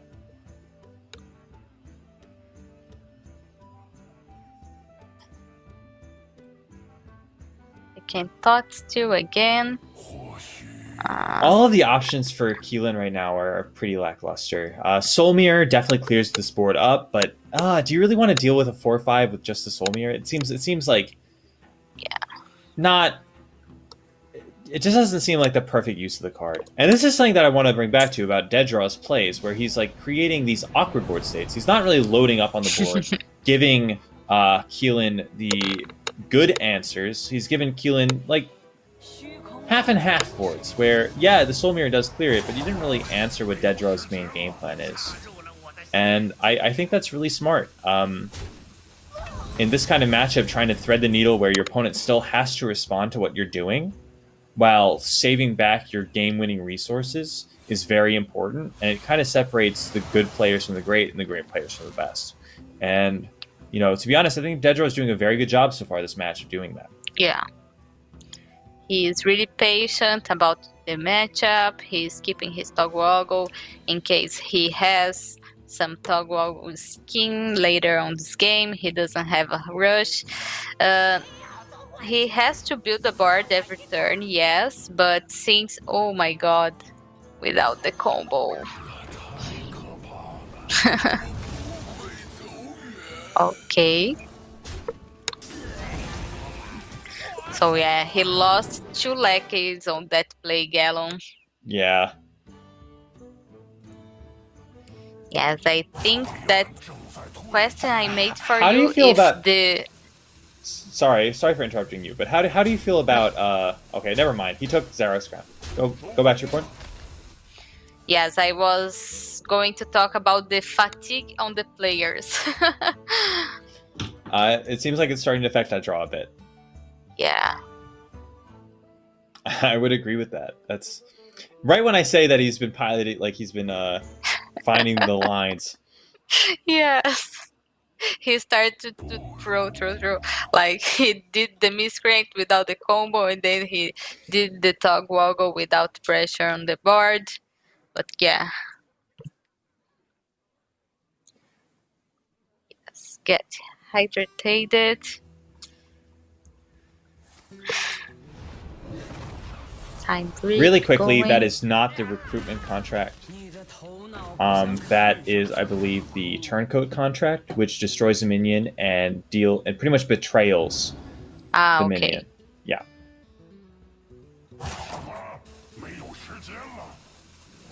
Take a quick double look at the art. Kind of useless here, right? No, it's not. It's not the power play that you'd want. Yes. And here, DeadDraw must know that Killing has ways to deal with his board. Like he has 2 cards on his left hand that he didn't use for quite a while from now. Oh, that's a big pickup. Yeah. Yeah, and I don't think that's like. I definitely think that's on DeadDraw's mind. He's not going for the Xera's crown here. Loading up still makes a lot of sense because you want the priest to be on the back foot every single turn. Even if they remove your entire board turn after turn, at some point they're going to stop being able to do that. Mm-hmm. And you know, when they are not pressuring you, you kind of have all the time in the world to do whatever you'd like. Togwaggle Scheme is very large. Oh wow. my. Well, yeah, and I mean, rogues sometimes can do this. That's crazy. Yes. Oh my goodness. Good job, DeadDraw. I'm very proud of you, bud. Yeah. This is some Grandmaster level kind of shenanigans. You know, if you could do this every game versus Priest, you'd be in GM no sweat. Yeah, so let's see how Killing is going to deal with this board. He doesn't have any idea what's going next. This is looking a bit over. Okay, so Keelan definitely needs to deal with this board. He can mass dispel the 5/5, but there's still like way too much pressure on him to really get anything done. I kind of like the Soul Mirror instead of the Plague of Death, just because, from Keelan's perspective, the last big threat is the Zeraut's Crown. If you're playing against a smart player, they're going to go for legendaries that can't die to Soul Mirror. So that means Soul Mirroring now and Plague of Deathing later makes a lot of sense in my mind. Yes, he will left the Miscreant and the Dragon, but it's only 4 off attack on the board, so it's really fine.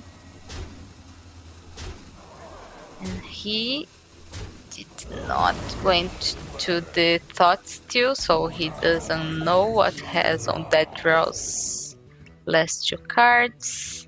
Sure thing. Well, what's funny about Thoughtsteal is that it actually plays around the Togwaggle Scheme, because if DeadDraw shuffles Ysera's into his deck, then Keelan can actually Thoughtsteal the Ysera's. That's pretty funny. Yeah.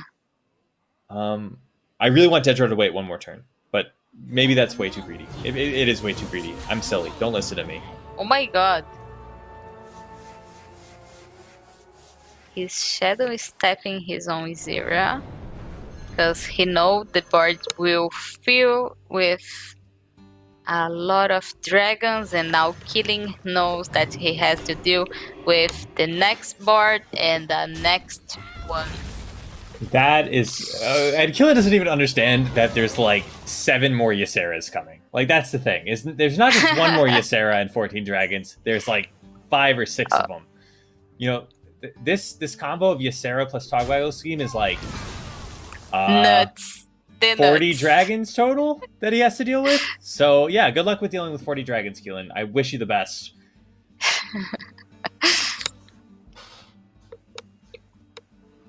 I do not see how that gets that job done. All right, first things first. If you play the Murozond, this turn you could like potentially play Ysera and then Shadow Step either your Murozond or your Ysera. Yeah. So the order? I would rather have played the Murozond first. Yeah. Me too, for sure. Let's see if he can got some. Okay, that's not bad so far.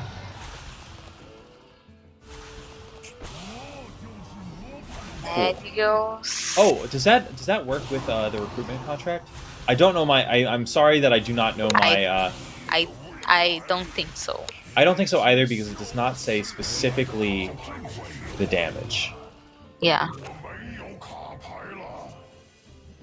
Okay, and his last card sprays Galachrome.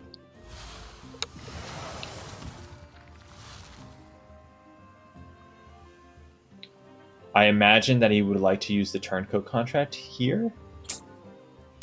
Yes. I can't really see a reason not to. You get to even rush in your 12/12 into the 4/12 and just clear up the entire board. This would actually be pretty cool to see. If it deals minus 13, then we learned something. Deals minus 8. Cool. Your knowledge of the game is better than mine. Yeah. That kind of stuff is actually really important, by the way.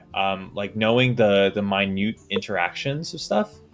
Like, it doesn't come up often, but when it does, you know, the person that knows what's going to happen is going to win the game, and the person that doesn't is going to lose. And it's not like that specific scenario of knowing that betrayal doesn't work with spell damage is all too common, but there's like a bunch of corner edge cases, you know? There's 1,000 or 10,000 of like different little things to know about about Hearthstone.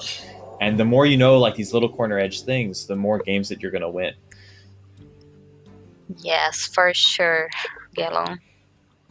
And here, nothing will do with that. I think he has to plague here, but right. He knows on the next turn will be another Ysera, and I think when he sees the Togwaggle Scheme entering, that's a GG. Yeah.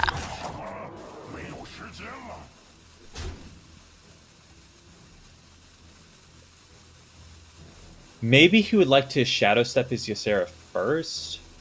I don't know, though. He's shadow stepping the 1/1 instead. Why is that? Maybe he would like to, just make a very large taunt. His game plan might be to make a very large taunt, Apotheosis, and Power Infusion it, and then make it a taunt minion. Okay. And here, what DeadDraw is thinking about. What he has to think about. So one thing to consider is that if DeadDraw plays Zarog's Crown this turn, then he loads up like more attacking minions for the following turn. I definitely still like the Ysera Togwaggle Scheme play, but maybe you could threaten lethal instead of just threatening with a 4/12. Put 20 attack in play instead of 4. That being said, this seems a lot smarter. Yeah, Killing knows it. He will try his best here. This might find Dream Portals and not Ysera's. Oh my god, how'd that work? This interaction, I don't know. Okay, so cast when drawn cards, if you add them to your hand rather than drawing them, do not do their effect. So for example, if you Thought Steal a bomb from your opponent's deck, you have a card that says 5 mana, deal 5 damage to your hero, which is not worth playing in most cases. So it's just something to remember. Okay, so here he can give Rush to his Murazon to trade into the Katrina with the Praise Galacron. Yep, I like that a lot.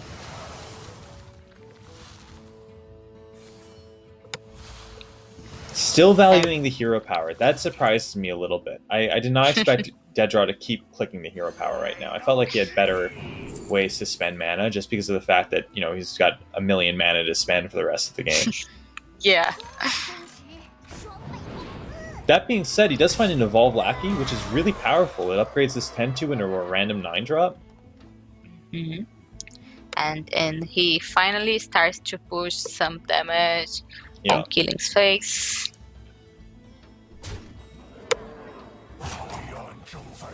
This combo of Ysera and Togwaggle Scheme is brutal. That one Cobalt Spellkin off of a Draconic Lackey has ruined Killen's entire strategy of fatigue. Entire experience. Yeah, you could say that as well, but I mean, it just shows you that the longer you go as Rogue and the more decisions that you make, every so often you're going to find that one combo that's just going to blow the game out of the water. And yeah, DeadDraw did make some mistakes. He lost a couple lackeys here and there, but I think overall his lines throughout this match were great. He understood what his role was on almost every single turn. He has been playing this not overly aggressive tempo game plan where he's still threatening the priest, but not with the important cards. And he has found how to do that turn after turn for, a dozen turns in a row. Yeah. Yes, and this is it. Gallon here, he will trade the Lackey on the 2/3, and then Alexstrasza, and then this is just lethal. So, yeah. Yeah, that Alexstrasza pickup, like you're saying, is just going to deliver the finishing blow. Dragons galore to lock out this series for DeadDraw, and Team Liquid moves on out of the group stage. What an impressive performance. Wow. 3-1 for Team Liquid today, so we will have a Chinese team and an international team on the same finals already. Yep, and we could be looking for that tomorrow as well. T1 is in the winner side of the bracket, and they're looking pretty unstoppable too. I think right now there's a couple teams to watch out for. IG has had a clean 6-0 sweep throughout the first two matches. If they keep it up, so far it looks like there's no stopping them. I think that Team Liquid has an incredible roster of players, and there have been a couple slip-ups due to, like you were saying, a little bit of fatigue here and there. But if they're fresh and ready to go, they should be good. T1, a superstar roster. Board Control, Orange, Pheno, Surrender, a bunch of on any given day, one of those players could be the best in the world. So we have a lot to look forward to for tomorrow and the following couple of days to determine who's going to be the champion of the Gold Club World Cup. Yes, and I think this is a wrap for today. Thank you everyone for watching. Galen, thank you for the company on this. We will still have 4 more days of action, so stay tuned for tomorrow. We will back for more Battlegrounds and Constructed games.